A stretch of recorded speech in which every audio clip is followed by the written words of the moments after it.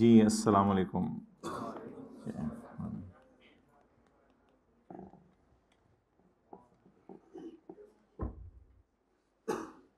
चलो आओ अपने साइन कर दो ज़रा, इस क्लास पे लॉक हो जाइए, यादगार रह जाए।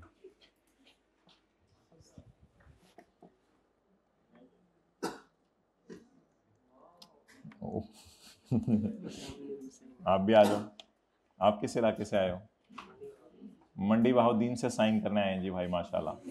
ये जायदाद इनको ट्रांसफ़र नहीं की जाएगी।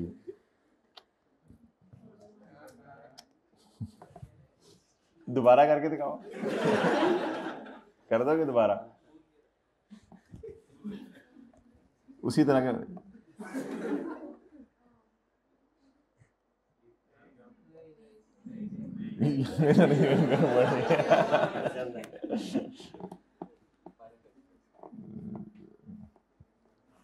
चलें जी, बिस्मिल्लाह पढ़ें। साथ वाले के रजिस्टर पे अपना नाम लिखें खूबसूरत सा करके, और ऊपर हेडिंग दें नया दोस्त, मैं तुम्हारा नया दोस्त।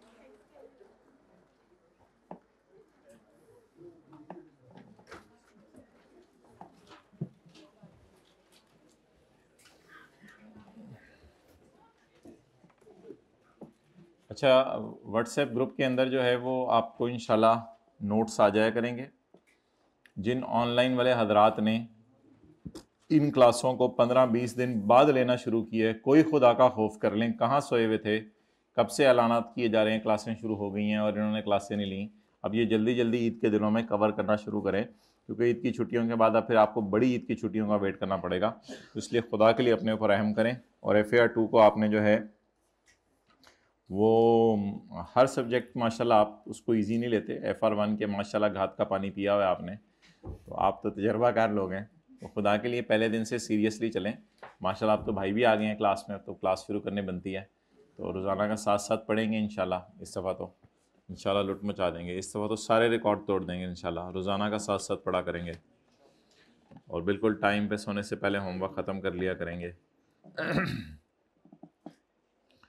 अच्छा जी, जहाँ तक सिलेबस का ताल्लुक़ है, तो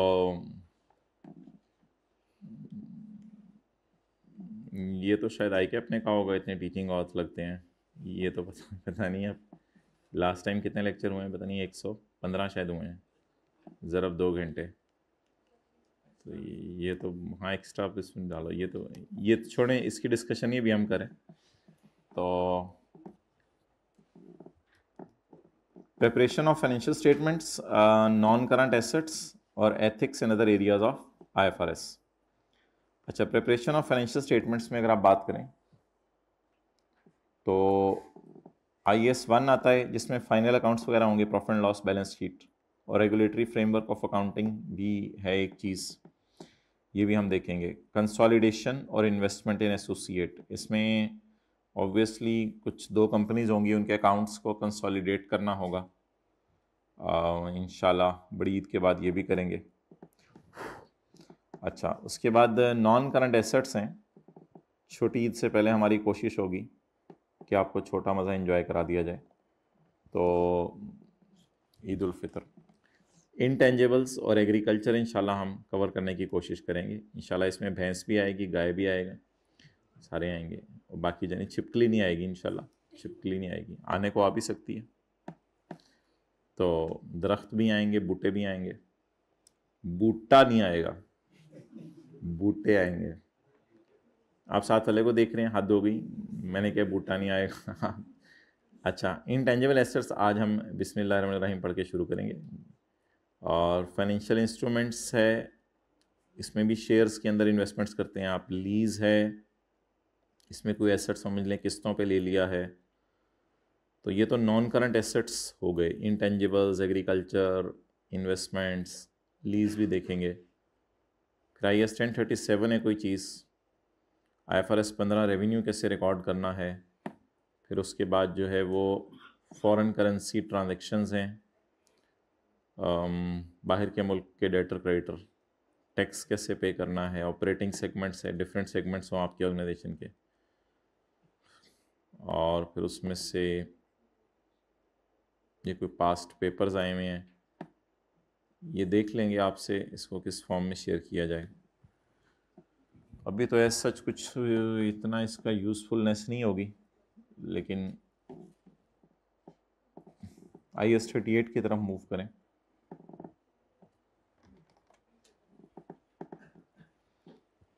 अच्छा, जो ऑनलाइन वाले हजरात हैं उनके लिए फ़िलहाल एडमिशन प्रोसेस तो उनका चल रहा होगा, तो इसलिए यूट्यूब की जो वीडियो है उसके नीचे किसी तरह कोशिश की गई है कि इन नोट्स का लिंक भी प्रोवाइड कर दिया जाए।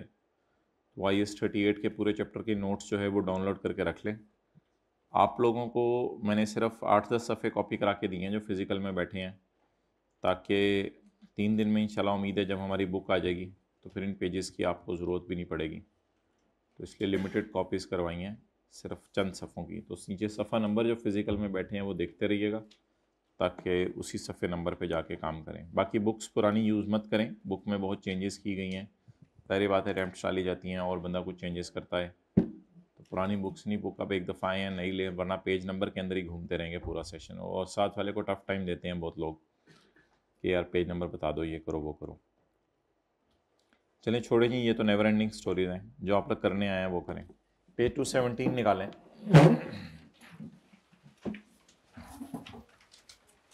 IS-38 intangibles.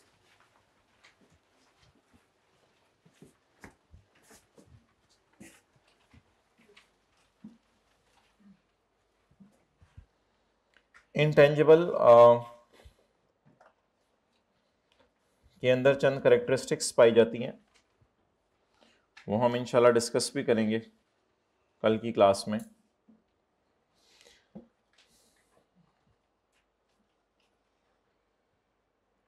रजिस्टर पे आप नोट कर लें।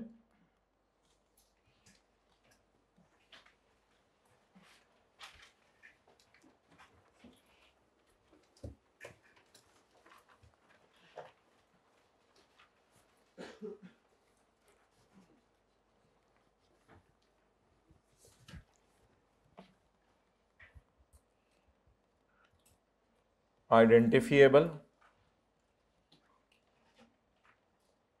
Non monetary and without physical substance.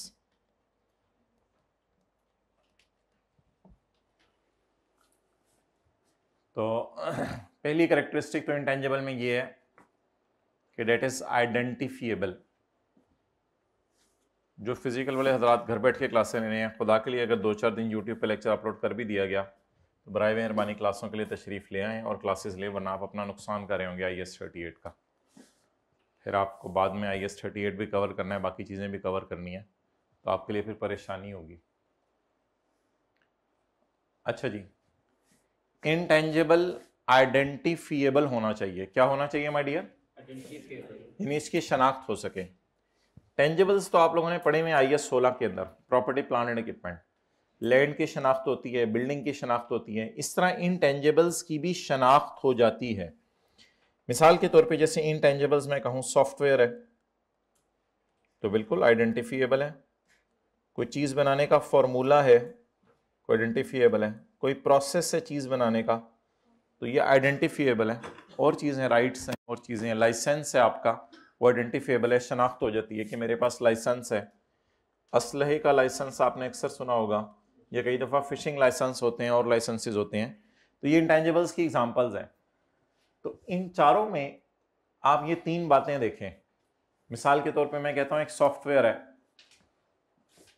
Microsoft office है जिसमें वर्ड और एक्सेल है, ऑब्वियसली ये आइडेंटिफिएबल है। नॉन मॉनेटरी, नॉन मॉनेटरी को हम डिटेल से देखेंगे IS-21 में, लेकिन ये मनी नहीं है, ये पैसे नहीं है। यानी सॉफ्टवेयर कोई पैसे नहीं है, ये बेच के पैसे आएंगे, ये तो मुझे भी पता है, आपको भी पता है। ये खुद पैसे नहीं है। कोई भी सॉफ्टवेयर को या लाइसेंस को मनी नहीं कहता, मॉनेटरी, मनी नहीं कहता। ये मनी है या नॉन मनी है? Non money. तो ये IS-21 में इंशाल्लाह डिटेल से बात होगी, मनी क्या है और नॉन मनी क्या है। तो इट इज मनी और नॉन मनी टाइप चीज, नॉन मनी टाइप चीज, ये पैसे नहीं है। हाँ, बेच के तो फिर लैंड को भी पैसे आ जाते हैं, बिल्डिंग, लेकिन इंशाल्लाह हम आने वाले दिनों में पढ़ेंगे लैंड एंड बिल्डिंग भी नॉन मनी है, वो खुद मनी नहीं है अपनी जात में। और सबसे बड़ी कैरेक्टरिस्टिक्स जो शायद लैंड एंड बिल्डिंग में तो ये दोनों बातें भी पाई जा रही थी। लैंड की शनाख्त हो सकती है, लैंड मनी नहीं है, एयर कंडीशनर लगा हुआ है उसकी शनाख्त हो सकती है और वो मनी नहीं है, तो लैंड एंड बिल्डिंग में तो ये दोनों बातें भी पाई जा रही थी। लेकिन लैंड एंड बिल्डिंग में ये बात नहीं पाई जाती। Land and building with physical substance है या विदाउट फिजिकल सब्सटेंस।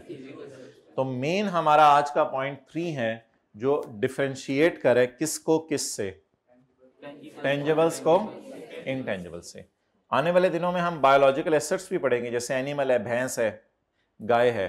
तो अगर भैंस और गाय है तो वो भी आइडेंटिफिएबल है, वो भी मनी नहीं है, लेकिन उसका फिजिकल सब्सटेंस है।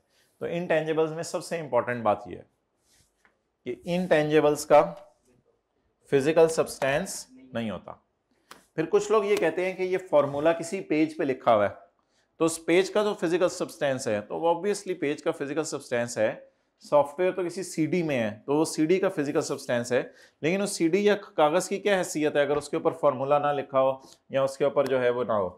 लाइसेंस भी किसी पेज के ऊपर ही आपको इशू होता है, लेकिन उस पेज की तो हकीकत नहीं होती, उसके पीछे जो लाइसेंस इजाजतनामा होता है आपको इंपोर्ट करने का चीज़ें, एक्सपोर्ट करने का चीज़ें, या किसी दरिया में जाके फिशिंग करने का लाइसेंस आपके पास अवेलेबल है, तो उस कागज़ की तो असल में हैसियत नहीं है, उस कागज़ के ऊपर जो लाइसेंस साइन करके गवर्नमेंट ने दी थी उसकी हैसियत है। तो अक्सर ऐसा होता है कि ये चीज़ें किसी फिजिकल चीज़ के साथ अटैच होती हैं, बट इट डजंट मीन कि फिर इनकी फिजिकल एग्जिस्टेंस हो जाती है। I hope it's clear. Software CD पर है, लेकिन ये मतलब ये नहीं कि सॉफ्टवेयर का फिर फिजिकल सब्सटेंस है। इस तरह लाइसेंस किसी पेज पे लिखा हुआ है, फॉर्मूला किसी पेज पे लिखा हुआ है, लेकिन उस पेज और सीडी की क्या हैसियत है? 2 रुपए का पेज है, सीडी जो है वो आपकी 50 रुपए की मिल जाती है। उसके ऊपर अगर फॉर्मूला डाल दें, उसके ऊपर सॉफ्टवेयर डाल दें, तो वही सीडी लाख रुपए की भी आपको मिलेगी। तो असल में तो सॉफ्टवेयर की कीमत है ना, वो तो फिजिकल पेपर की तो कोई कीमत नहीं है। तो इसलिए इंटेंजिबल्स में अगली कैरेक्टरिस्टिक बोले क्या होती है? Without physical substance. अच्छा, अब इंटेंजिबल्स में 2 बहस है। पहली बहस ये है कि आप बना बनाया खरीद सकते हैं, और दूसरी बहस ये है कि आप खुद बना सकते हैं। खुद भी तो बना सकते हैं, लाइसेंस खुद बना, वो सॉरी सॉफ्टवेयर खुद बना लें, फॉर्मूला खुद बना लें। तो इंटेंजिबल्स बने बनाए भी खरीद सकते हैं और, लेकिन हम क्या पढ़ने लगे हैं आज, जरा बताएं, हम क्या आज पढ़ने लगे हैं? परचेज। खरीदा है बना बनाया, या हमने जो है वो खुद बनाया है? कल से इंशाल्लाह बड़ी इंपॉर्टेंट क्लासें शुरू हो जानी है। आज भी बड़ी इंपॉर्टेंट क्लास है जिसमें बात होगी बनाने को, कि इंटेंजिबल बनाते कैसे हैं। जब हम फिर बात करेंगे इंटेंजिबल बनाते कैसे हैं, तो फिर तो हम ऑब्वियसली एक लैब में चले जाएंगे, और लैब में जाके जो है वो करेला कोला अगर हमने मिसाल के तौर पे बनानी है, तो इसमें कुछ साइंसदान होंगे, कोई इंजीनियर्स होंगे, उनको सफ़ेद कलर के कपड़े पहनाएंगे और इनको फिर रिसर्च और डेवलपमेंट के प्रोसेस में कर देंगे कि यार आप बताओ ये फार्मूला करेला कोला का कैसे होना चाहिए, क्या फार्मूला हो जिसके बाद ये चीज़ आए। क्योंकि ये आजकल सीए के बच्चे बड़ा डिमांड कर रहे हैं, एफएससी वाले भी, मैट्रिक वाले भी, करेला कोला होनी चाहिए। तो किसी भी चीज को अगर आपने बनाना होगा तो इन हाउस के लिए फिर आपको लैब चाहिए होगी, लेबोरेटरी चाहिए होगी। और अगर आपने बना बनाया खरीदना है तो फिर आपको इन साइंसदानों की जरूरत नहीं है, फिर आप बाजार जाएं और बाजार जाके खरीद लें, फिर तो कोई टेंशन नहीं। फिलहाल आज हम क्या करने लगे हैं?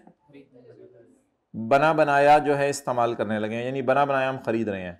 Normally, the price an entity pays to acquire separately an intangible asset will reflect the expectation about the probability that future economic benefits embodied in the asset will flow to the entity. अच्छा, इन लाइनों की जरूरत नहीं है खास, आप टिक करना शुरू करें जो मैं करवा रहा हूं यहां से। अच्छा जी, the cost of a separately acquired intangible comprise. Cost में क्या क्या होता है my dear? Purchase price,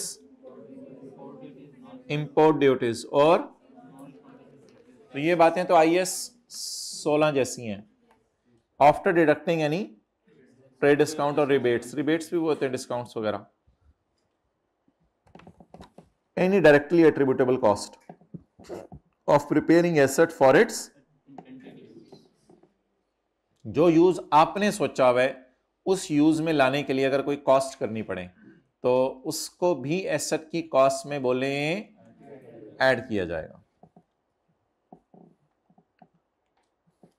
directly attributable cost कौन सी है? Cost of employ benefits. आपने कोई फॉर्मूला खरीद लिया या आपने कोई सॉफ्टवेयर खरीद लिया, उसमें थोड़ी बहुत आपने कस्टमाइजेशन करनी है अपने मुताबिक, तो एम्प्लॉय को हायर करेंगे। इसी तरह वो जो लैब में मैं लेके गया हूँ सफ़ेद कपड़ों वालों को हायर करेंगे और इनको हायर करके थोड़ी सी फीस दे देंगे। तो cost of employ benefits arising directly from bringing the asset to its working condition. इसमें जो कोई याद करने वाली बातें हुई ना वो मैं आपको बता दिया करूंगा कि इनको घर में जाके याद रखना है। इनको बस आप रीड आउट भी कर लेंगे तो काफ़ी है। जो ज़्यादा याद करने वाली बातें वो मैं बताऊंगा। Professional fees directly arising from bringing the asset into its working condition to its working. तो प्रोफेशनल फीस आपको अक्सर देनी पड़ती है। कई दफ़ा आपको किसी कंसल्टेंट को फीस देनी पड़ती है कि यार ये मुझे सॉफ्टवेयर इंस्टॉल करके दे दो, या किसी प्रोफेशनल को आपको कहना पड़ता है इसका तरीका मुझे समझा दो और ये बता दो इससे मैं कैसे ज़्यादा फ़ायदा ले सकता हूँ। Cost of testing whether the asset is functioning properly. ये तो शायद आप लोगों ने पढ़ा हुआ IAS 16 में भी कि एसेट की टेस्टिंग कॉस्ट विल ऑलवेज भी बोले कैपिटलाइज्ड, और एसेट की कॉस्ट में इसको क्या करते हैं? ऐड करते हैं। जिन चीजों को एसेट की कॉस्ट में ऐड करते हैं उनको कैपिटल एक्सपेंडिचर कहते हैं या रेवेन्यू एक्सपेंडिचर कहते हैं? कैपिटल एक्सपेंडिचर कहते हैं। Examples of expenditures that are not a part of cost. कौन सी चीजें एसेट की कॉस्ट का पार्ट? डायरेक्टली एट्रीब्यूटेबल कॉस्ट की एग्जांपल्स तो हमने पढ़ ली नीचे, A, B और C। Examples of expenditures that are not part of cost of intangible are. कौन सी चीजें आपने इंटेंजिबल की कॉस्ट में नहीं डालनी? Cost of introducing a new product और अ सर्विस। क्या मतलब? Means cost of advertising and promotion. तो बोले माय डियर एडवर्टाइजमेंट को एक्सपेंसेस में डाला जाता है या एसेट बनाकर अमोर्टाइज किया जाता है? एक्सपेंसेस में डाला जाता है। इस एडवर्टाइजमेंट का नाम क्या है? Cost of introducing a new product. तो कोई नई आइसक्रीम लॉन्च हुई मिसाल के तौर पे, जैसे ओमोर आइसक्रीम लॉन्च हुई थी तो जगह जगह उसके ऐड लगे हुए थे, एडवर्टाइजमेंट्स हो रही थी, तो इसका नाम रखते हैं हम cost of introducing a new product. तो डेट विल बी ऑब्वियसली, ये तो क्या नहीं होगा? Not a part of cost of conducting business in a new location और with a new class of customer. तो आपके पहले बहुत से कस्टमर्स पंजाब के थे, अब आपके बहुत से कस्टमर्स मिसाल के तौर पे पेशावर के हैं, तो आपने अब अपने स्टाफ को जो उनसे ऑनलाइन डील करता है फ़ोन पे उसको पश्तो सिखानी पड़ी या और ट्रेन करना पड़ा उसको, तो ये staff training will not be a part of cost of asset. और स्टाफ ट्रेनिंग इसलिए भी part of cost of asset नहीं होती कि स्टाफ के ऊपर आपका कंट्रोल नहीं होता, स्टाफ कभी भी छोड़ के जा सकते हैं। हाँ, कुछ लोग बॉन्ड साइन करवा लेते हैं कि 2 साल 3 साल तक तुम हमारे पास से छोड़कर नहीं जाओगे, लेकिन ऐसी सूरत में भी वो छोड़ के फिर भी चले जाते हैं, जाने वाले को कौन रोक सकता है। और admin and other general overhead, business के जो एडमिन कॉस्ट हैं उनको तो ऑब्वियसली आप एक्सपेंसेस में डालेंगे। तो बताइए जी 3 कॉस्ट कौन सी हैं जिनको एसेट की कॉस्ट में नहीं डालना? Advertising, staff training, admin and, अच्छा जी,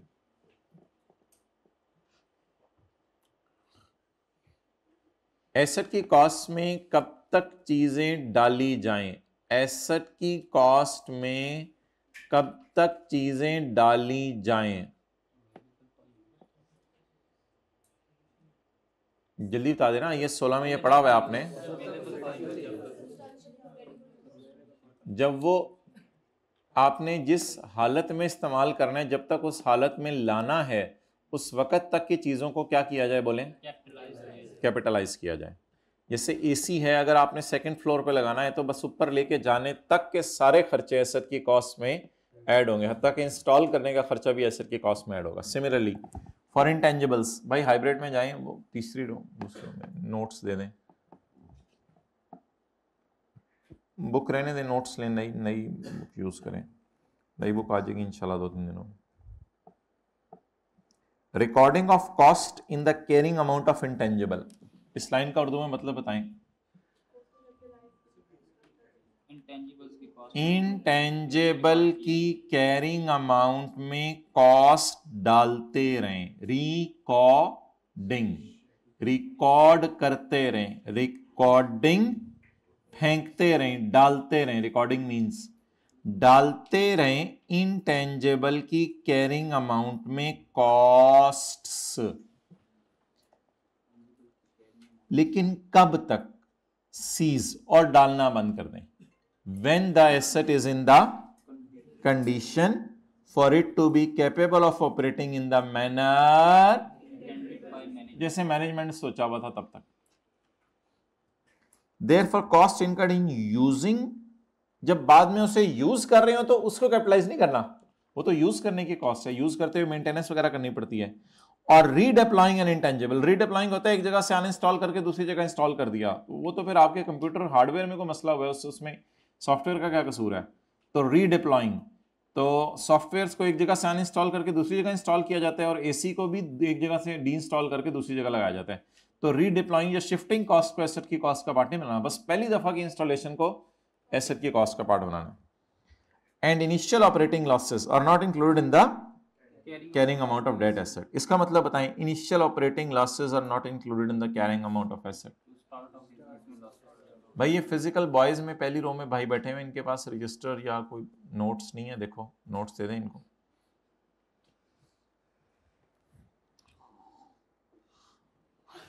इनिशियल ऑपरेटिंग लॉसेस ये होते हैं कि आपने कोई इंटेंजिबल बनाया है फॉर्मूला, और उस फॉर्मूले को बना के बॉटल्स बेचना शुरू की। अब बॉटल्स बेच के आपको ऑपरेट करने पे लॉस आ रहा है, यानी बॉटल्स बना के बेचने पे आपको क्या आ रहा है? ये लॉस आपका बिजनेस की रिटेन्ड अर्निंग में जाएगा या ये लॉस एसेट की कॉस्ट में ऐड होगा? रिटेन्ड अर्निंग का लॉस सुना है FAR 1 में, पक्की तरह पता है, समझाने की जरूरत नहीं। रिटेन्ड अर्निंग होती है बिजनेस के प्रॉफिट्स। तो क्या बिजनेस के प्रॉफिट्स कम होंगे या एसेट की कॉस्ट बढ़ेगी? तो obviously initial operating losses asset की कॉस्ट का पार्ट नहीं मतलब। तो इनिशियल ऑपरेटिंग लॉस के नीचे लिख लें छोटा सा, एसेट के शुरू के महीनों में जो लॉसेस वगैरह आते हैं,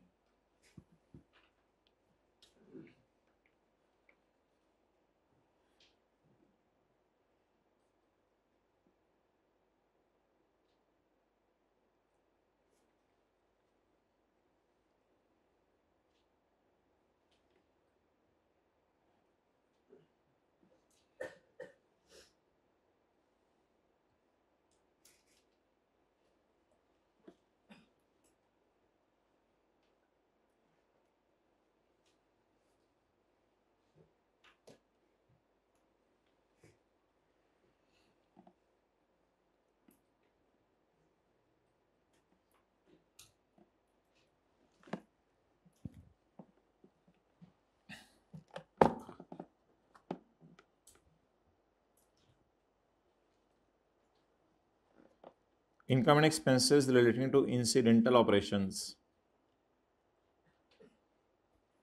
are recognized immediately in P&L। ये कहाँ डाले जाते हैं? P&L and included in the respective classifications of incomes and expenses। मिसाल के तौर पे आपने कोई इंटेंजिबल्स की मिसाल भी आपको मैं दे दूंगा इसकी, कोई फिलहाल टेंजिबल की मिसाल देख लें। मिसाल के आपने किसी जगह के ऊपर जो है वो कोई लैंड एंड बिल्डिंग लगानी थी, तो वहाँ से आपको कोई ऐसी चीज़ मिल गई, वो पुरानी पड़ी हुई थी नवादरात, आपने वो निकाली, बाज़ार में लेके गए, किसी ने कहा यार ये तो एंटीक टाइप चीज़ है, लाख रुपए में बिक जाएगी।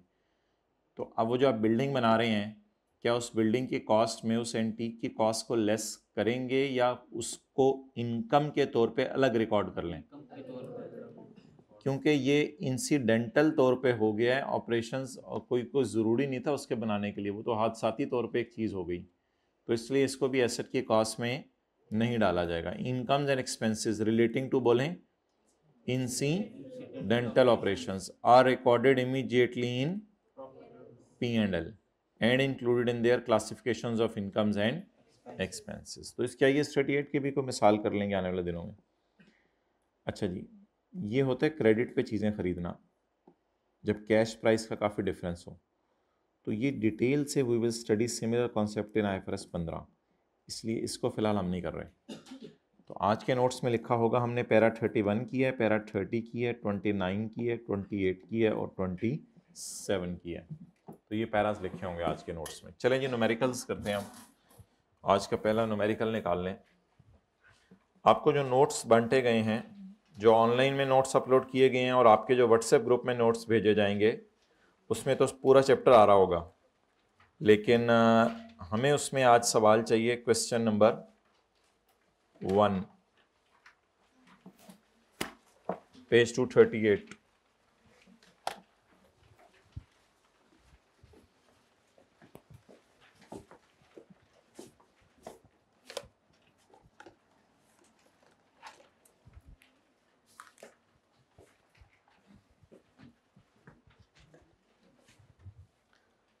A company purchased a bus, निकाल लें रजिस्टर, कैलकुलेटर, बॉल पॉइंट।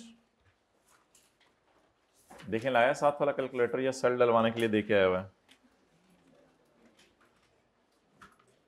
कल ही यूज किया है, फॉर 1 के पेपर में था आता था। ऑन करके देखें, सही चल रहा है। 2 + 2 करके देखें, 5 आ रहा है? नहीं आ रहा 5, इसका मतलब है सही है calculator. A company purchased a bus costing ₹500। ये पता नहीं किस सन की बात है। Costing ₹500 on January 2013। It's useful life is 5 years। Useful life और इकोनॉमिक लाइफ क्या होती है? इकोनॉमिक लाइफ तो वो होती है ना कि इस बस में जान कितनी है, यानी कितने अरसे बाद बस की बस हो जाएगी। इकोनॉमिक लाइफ तो ये होती है कि 50 साल 60 साल। यूजफुल लाइफ तो ये होती है कि हमने कितने अरसा इसको इस्तेमाल करना है। Following further information is available. On 31 दिसंबर 2015 को कंपेटिटर, बोलें competitor, a competitor came in the market, so we decided to check our bus। क्या मतलब? सवारियां चेक करनी है, उसमें सीटें चेक करनी है। कंपेटिटर आ गया तो किस लिए चेक करनी है बस? For impairment. सुना इम्पेयरमेंट आई स्टैटिस्टिक्स को भी देखा भी है, लिखा भी है, किया भी है। अच्छा जी, कल सवाल आया उसका। अच्छा, ऑन 31 दिसंबर 2015 को a competitor came in the market, so we decided to check our bus for impairment। पहले 31 दिसंबर 15 तक पहुंच जाते हैं, फिर उसके बाद आगे चलते हैं। इम्पेयरमेंट टेस्ट परफॉर्म करने से पहले 31 दिसंबर 15 तक पहुंच जाते हैं। बस खरीदी कब है? तो कितने साल इस्तेमाल हो गई है?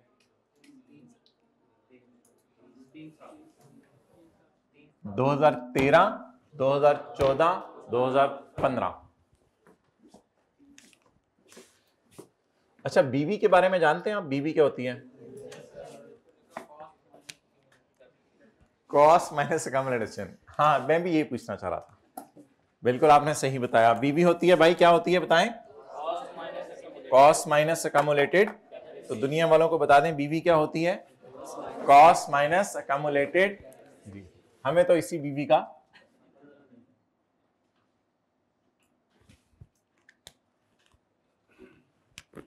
Working 1 impairment test. भाई मार्कर ले आओ, उनको को मार्कर ले आए। इम्पेयरमेंट टेस्ट बल्कि पढ़े नहीं है। सर के जूते को जूता मारा, इसने सर के जूते को जूता मारा। क्या करें इसके साथ?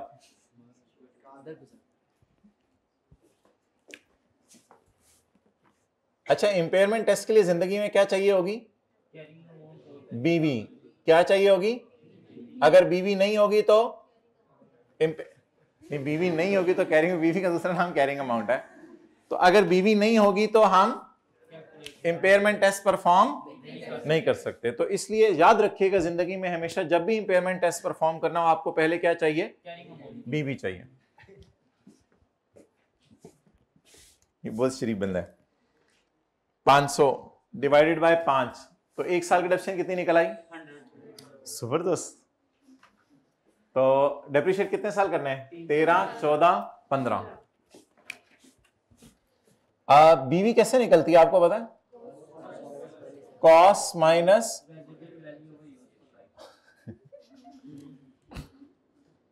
भाई cost minus residual value over useful life से बीवी नहीं निकलती, डेप्रिसिएशन निकलती है।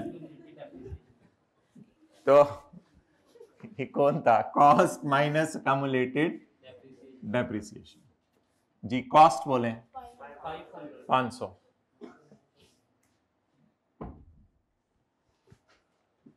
एक साल की डेप्रिसिएशन तो 500 divided by 5 multiplied by 3।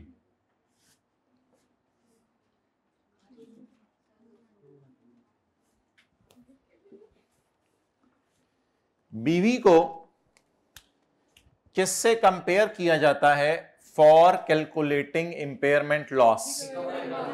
Recoverable amount से। और क्या हमेशा ही इंपेयरमेंट लॉस आ जाता है? जरूरी नहीं है। तो बीवी को कंपेयर किया जाएगा रिकवरेबल अमाउंट से।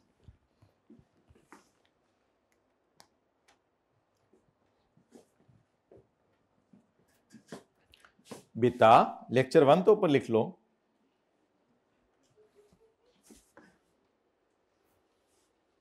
क्यों हंस रहे, क्या बात है? अच्छा मुझे भी बता दिएगा किस बात पे हंस रहे हैं। Point 2,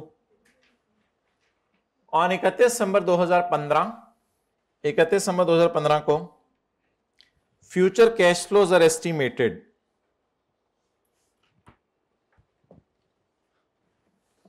On 31 December 2015, future cash flows are estimated as follows.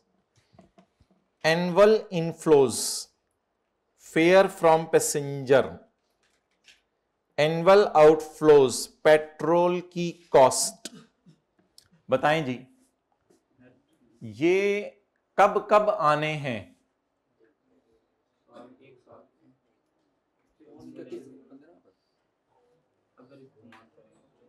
Cash flow या कैश फ्लोज? ऑन 31 दिसंबर 15 को हमारा अंदाजा है खड़े होके, जिससे हम खड़े हुए हैं 31 दिसंबर 15 को। कितने साल गुजर चुके हैं? 3 साल। 3 साल बाद जब हम खड़े हैं ऑन 31 दिसंबर 15, जिस दिन कौन आया है? कंपेटिटर आया है। तो जिस दिन कंपेटिटर आया है उसके आने की तारीख क्या है? तो 31 दिसंबर 15 को खड़े होकर हम किसको देख रहे हैं? इसलिए लफ्ज क्या यूज है?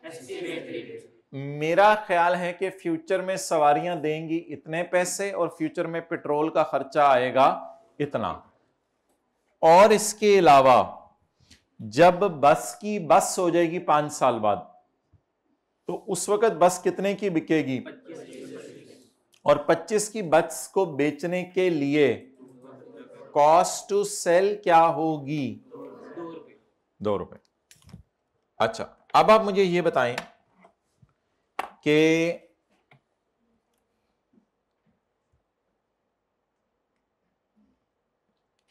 डिस्काउंटिंग की revision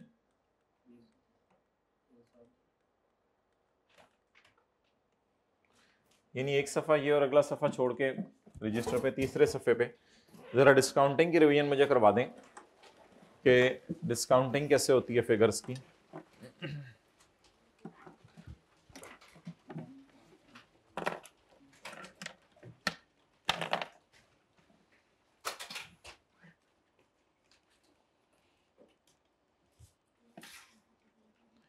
I will receive rupees 90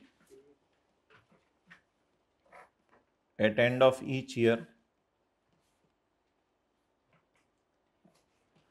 for 3 years.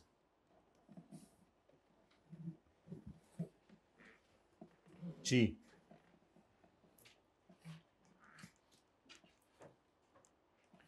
Discount rate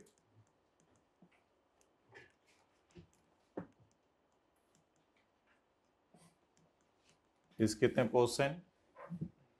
10%. Let's start.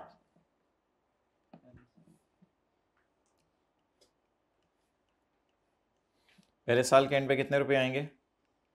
90, दूसरे साल 90, तीसरे साल 90।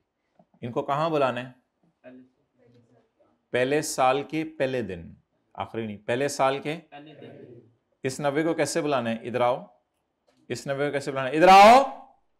उस 90 को कैसे बुलाना है? इधर आओ।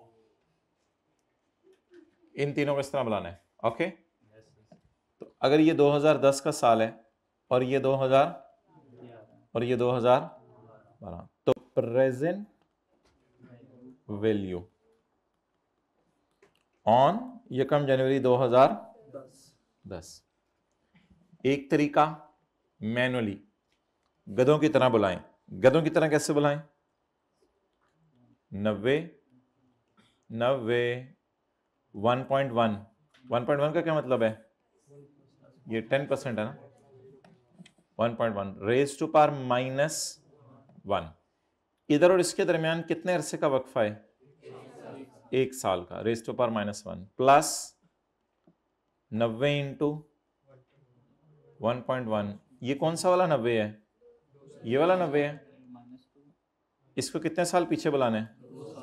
2 साल। Raise to power -2। ये बातें गौर से समझिए, आगे फिर लीज में डिस्काउंटिंग में वरना मसला होगा। 19 टू 1.1 रेज टू पावर यहां बुलाना है। जी बोलें। अच्छा मुझे बताएं, ये जवाब जो है वो 270 आना चाहिए। 270 समझ आ गया कितने कैसे बनाए मैंने? तीनों को जमा कर लेना। 270 जवाब 270 आना चाहिए, 270 से ज्यादा आना चाहिए या 270 से कम आना चाहिए? वो होंठ लाए ना, ज्यादा आना चाहिए, कम आना चाहिए या बराबर आना चाहिए? कम आना चाहिए। डिस्काउंट करके फिगर्स बोले ना, डिस्काउंट करके फिगर्स कम हो जाती हैं। तो बताएं क्या जवाब आ रहा है? 200। ये 270 से ज्यादा क्यों नहीं आ रहा? क्योंकि डिस्काउंट किया है। ये 270 क्यों नहीं आ रहा? क्योंकि डिस्काउंट किया है। ये 270 से क्या आ रहा है? कम आ रहा है। अच्छा, एक और तरीका इसका बताएं। और एक और तरीका, प्रेजेंट वैल्यू निकालने लगे हैं on 1 January 2000। 90 into 1 minus 1.1 raise to power -3 divided by 0. ये तरीका कितने लोगों को आता है? जरा हाथ खड़ा करें। ये दूसरा तरीका है।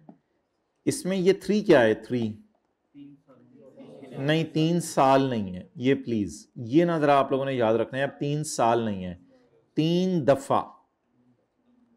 3 दफा हमें क्या नजर आ रहा है? 90। भाई आने वाले दिनों में हमने ऐसे ऐसे सवाल भी करने हैं। इधर देखें, आने वाले दिनों में हमने ऐसे ऐसे सवाल भी करने हैं जिसमें पहले साल 90 मिसिंग होगा। तो फिर पहले साल हमें कुछ नहीं आना होगा, दूसरे साल 90 आना होगा। फिर मैं पूछूंगा कि 90 क्या है, मैं रेज टू पावर -3 क्या है, फिर -3 हम नहीं लिखा करेंगे। फिर जब हम जो लिखेंगे फिर वो उस वक्त देखेंगे क्या है। तो इसलिए I am not suppose to count the years, I am suppose to count the times. How many times 90 is appearing? Okay, watch please, how many times the 90 is appearing? 1 2 3. That's why I'm using the -3. और ये 10% क्या है?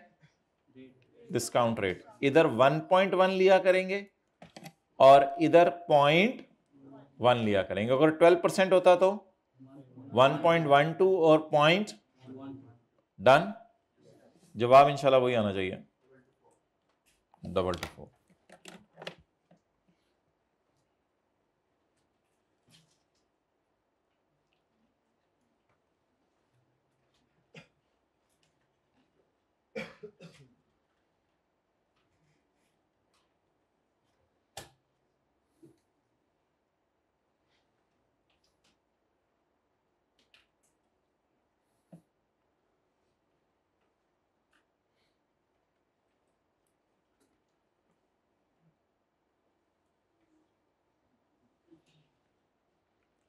Done. Okay,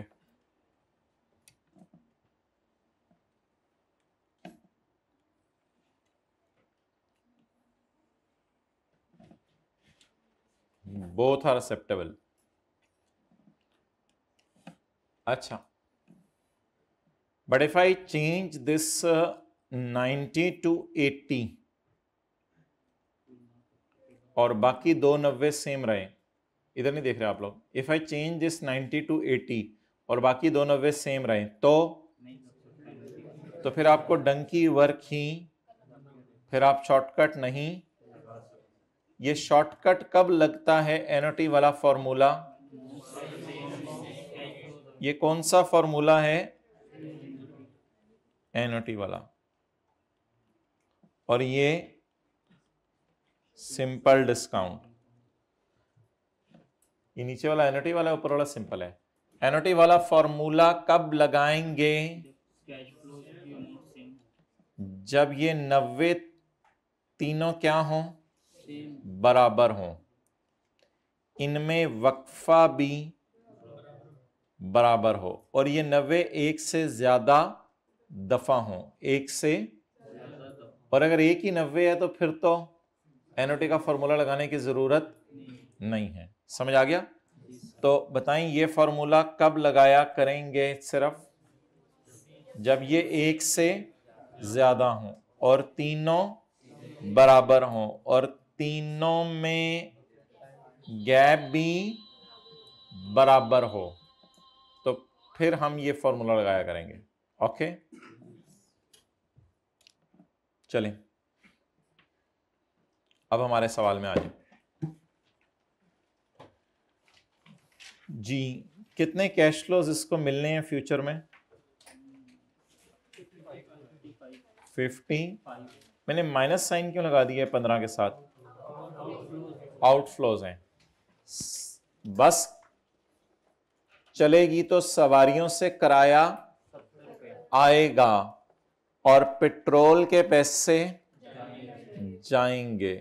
बस चलेगी तो सवारियों से किराया आएगा और पेट्रोल के पैसे जाएंगे। अच्छा, अगर हम बस चलाते रहते हैं तो कितने साल और चलाएंगे?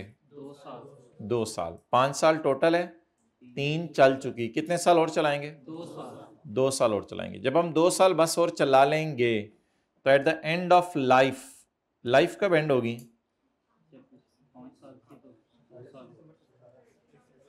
31/12/17। तो bus can be sold at ₹25। Cost to sell will be ₹2। अब आप मुझे ये बताएं, 13, 14, 15 ये साल गुजर चुके या गुजरने हैं? गुजर चुके। 16, 17। आप बताएं इधर मुझे कितना आएगा? साइलेंट पे रखा करें ना मोबाइल, क्या कर दें हम। इधर मुझे बताएं कितना आएगा? अच्छा, मोबाइल इसलिए बने थे कि टाइम सेव करेंगे या मोबाइल इसलिए बने थे कि टाइम किल करेंगे? और आप लोग किस लिए इस्तेमाल कर रहे हैं? सेव करने के लिए। माशाल्लाह। ये जरा क्लास के बाद मिलना मुझे, कल का यूजेज जरा चेक कराना, कल दोपहर से लेके सहरी तक का। अच्छा, कोई ऐसा दीवाना तो नहीं जो सहरी करके सोता है? खुदा के लिए यार ऐसा ना किया करो, अपने क्यों जुल्म करते हो अपनी जान पे। अच्छा, ठीक है, सारी रात भाई इबादत करते हैं तो बहुत अच्छी। अच्छा, at the end of life bus can be sold at 25। The cost to sell will be ₹2। तो 25 की बिकेगी और कॉस्ट टू सेल 2 होगी, तो मुझे तो 23 इधर भी आता लग रहा है। तो अब बता दें, अगर मैं बस को रखूंगा तो रखने की वजह से 70 सवारी देगी, 15 का खर्चा आएगा, 70 सवारी देगी, 15 का खर्चा आएगा, और एंड पे 25 की बस बिकेगी, ₹2 मुझे बेचने वाले को देने पड़ेंगे। तो क्या मैं ये कह सकता हूं these are my future cash flows? ये नेट हैं या ग्रॉस हैं? नेट है। Net of expenses. ग्रॉस 70 था, 70 में से हमने माइनस कर दिया खर्चा। तो following on 31 December following cash flows are estimated. These are gross cash flows, these are but this 55 is net. अच्छा, अब डिस्काउंटिंग कर लें इसकी, कैसे करेंगे?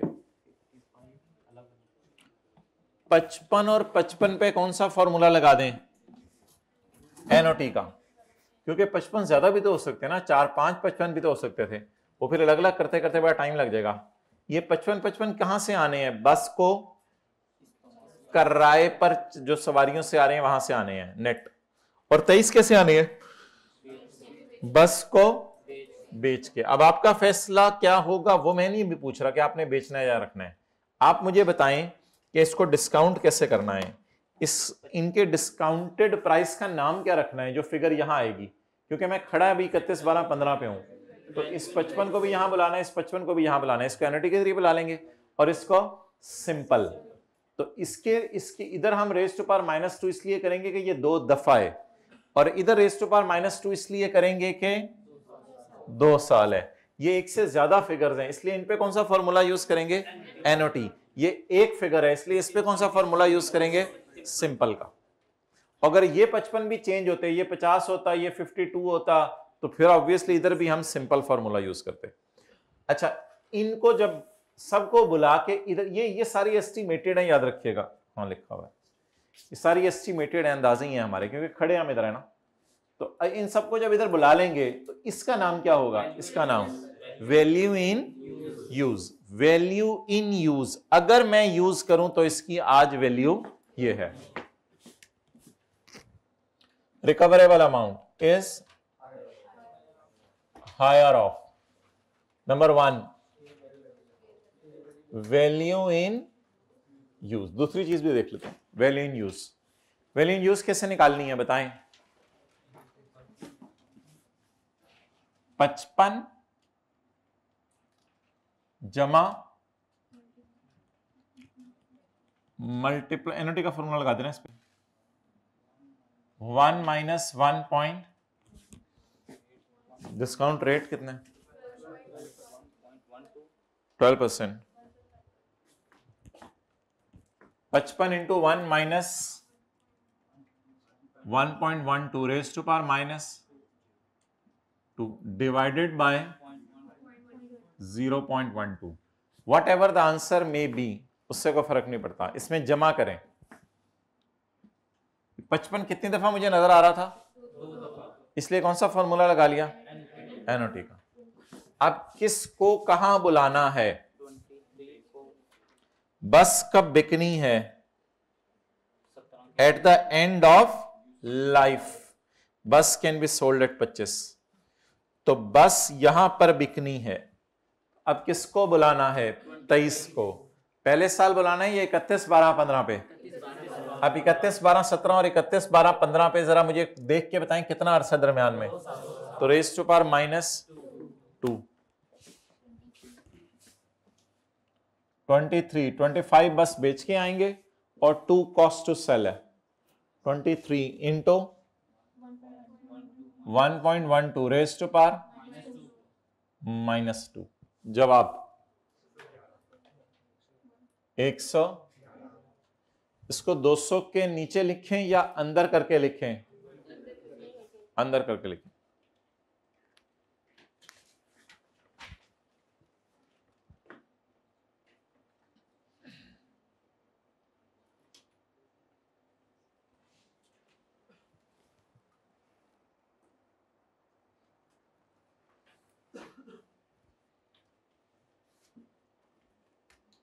Okay, next.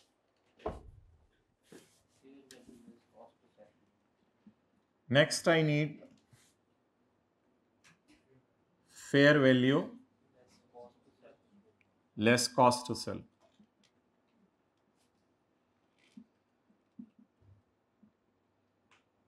On 31 दिसंबर 15। इसको किस रेट पे डिस्काउंट करेंगे?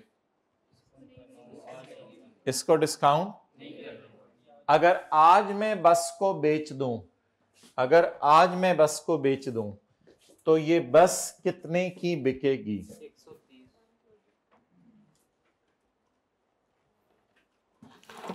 इफ वी सेल बस टुडे, अगर आज बस बेच दें इफ आई सेल बस टुडे, डेट इज 31 दिसंबर 2015, तो बता दें बस कितने की बिकेगी? 130 की बिकेगी, और जो मुझे बेच के देगा उसको मुझे देने पड़ेंगे 14। Cost to sell, cost to sell. आपने समोसा घर में बनाया, 50 रुपए का बेचना है, लेकिन आपने जाना नहीं है बाहर, तो आप किसी बच्चे को कहें तुम्हें 5 रुपए देता हूं, तुम ये समोसा मेरा बिकवा दो, तो वो कॉस्ट टू सेल होगी 5 रुपए। जी my dear, fair value 130 130 minus 14 100। अब मुझे ये बताएं कि दोनों में से हायर क्या है? 116। अब आप पॉजिटिव नेगेटिव साइन लगाने की जरूरत नहीं है, बस फिलहाल मुझे दोनों को कंपेयर करके बता दें कि 200 की चीज मैक्सिमम कितना देके जा सकती है। अगर इस बस को रखें तो 111 देके जाएगी, 2 साल सवारियों से ये किराया देके जाएगी, और दूसरे साल के एंड पे ये देके जाएगी। और अगर बस को बेचें, आज बेच दिए या अगर बेचें, बेच दिया होता तो फिर ये सारी कैलकुलेशन ना करनी पड़ती, फिर तो डिस्पोजल का टी कौन बनता। बेच दिए या बेच सकते हैं, क्या लिखा हुआ है? इफ वी सेल बस टुडे, अगर आज बेचें जी। अब 200 वाली चीज को कितने पे लेके जाने? 116 पे। 84 का क्या आ गया? So our asset is now impaired.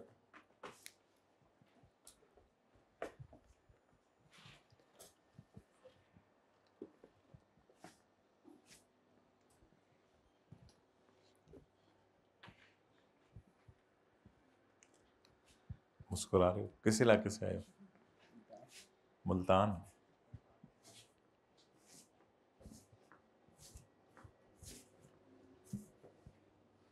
भाइयों दूसरे इलाकों से आ जाए हैं, अफ्तारी का टाइम लाहौर के मुताबिक आज 6:08। पता नहीं ये कोई ऑनलाइन वाले 4 दिन बाद लेक्चर ले रहे हों, वो भी समझ लेंगे। अच्छा जी,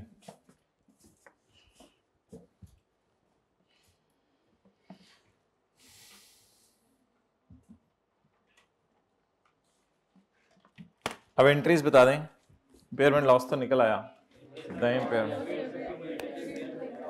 सवाल की रिक्वायरमेंट तो यही है, अगर सवाल की रिक्वायरमेंट सॉल्व करनी है तो आप लिखाएंगे the impairment loss for the year is 84। अच्छा, मुझे ये बताएं कि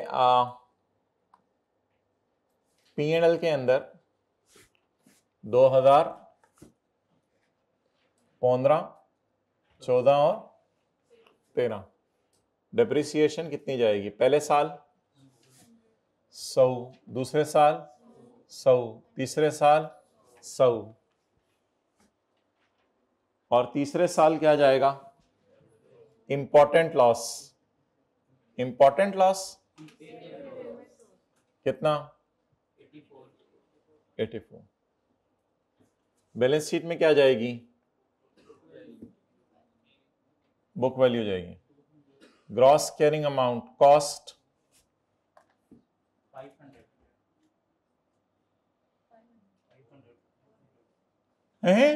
400 कॉस्ट अगले साल। अकामुलेटेड डिप्रिसिएशन पहले साल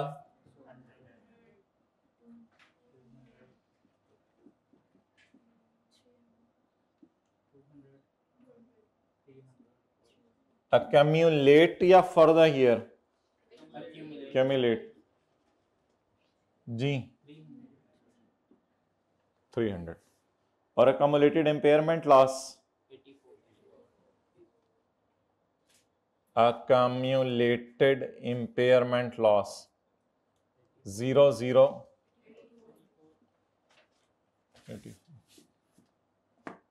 बीवी मेरी बीवी 200 क्यों नहीं है?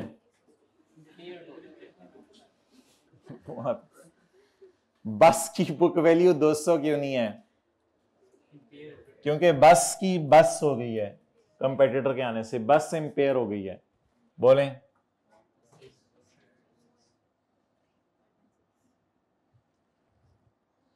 इसको सीए भी कहते हैं और इसको बीवी भी कहते हैं, दोनों चैलेंजिंग है।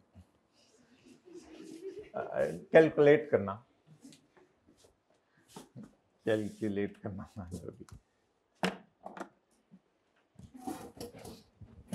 हाइब्रिड में जो दूसरी साइड पे आपके भाई बैठा हुआ है, इसने नोट कर लिया ये बीवी शीवी सारा? बॉल पॉइंट पकड़ लिया भाई, कर लिया, गुड।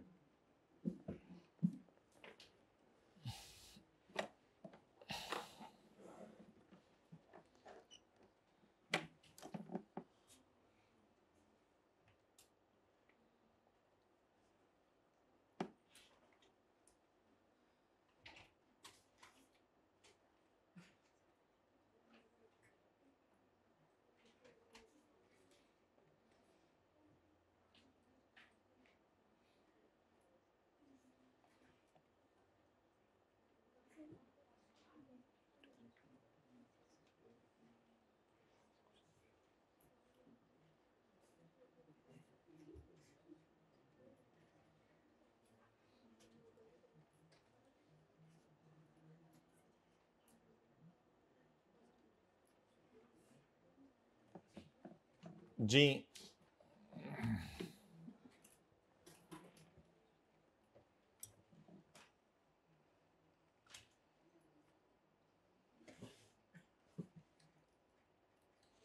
आखिरी साल की एंट्रीज बताएं।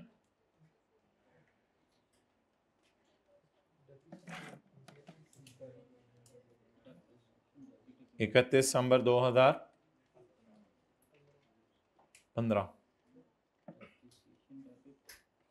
डेप्रिसिएशन डेबिट,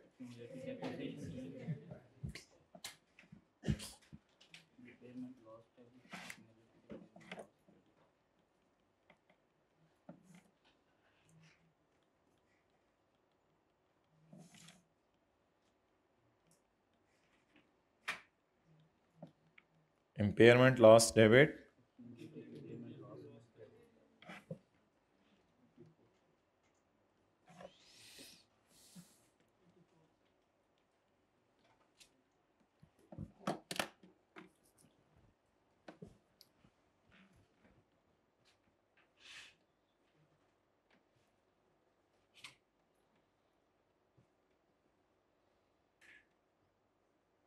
चलें साथ वाले के बैग में एक खजूर डाल दें, आपकी याद आ जाएगी उसको तारीख के वक्त। 10 रुपये डाल दें, 5 रुपये का कॉइन डाल दें, 10 रुपये डाल दें साथ वाले की जेब में चुप करके, मेरी तरफ से आज अफ्तारी तुम्हें दिया। हाँ भाई बिल्कुल, इस पे भी आपको अजर मिलेगा, कोई जोर ज़बरदस्ती नहीं, जो खुशी से। ये ना साथ वाले को कहेंगे तुम तो डालो ना पहले मेरी जेब में 10 रुपये, फिर उसके बाद में नेट हो गया भाई, दोनों ने आपस में नेट कर लिए हैं। नहीं भाई, आप दूसरे की जेब में डाल दो उम्मीद लगाए बगैर। अच्छा, ये 2 पार्ट्स के अंदर वीडियो अपलोड हुआ करेगी ताकि डाउनलोडिंग में आपको मसला ना आए। तो बंद करके दोबारा बना लो दूसरा।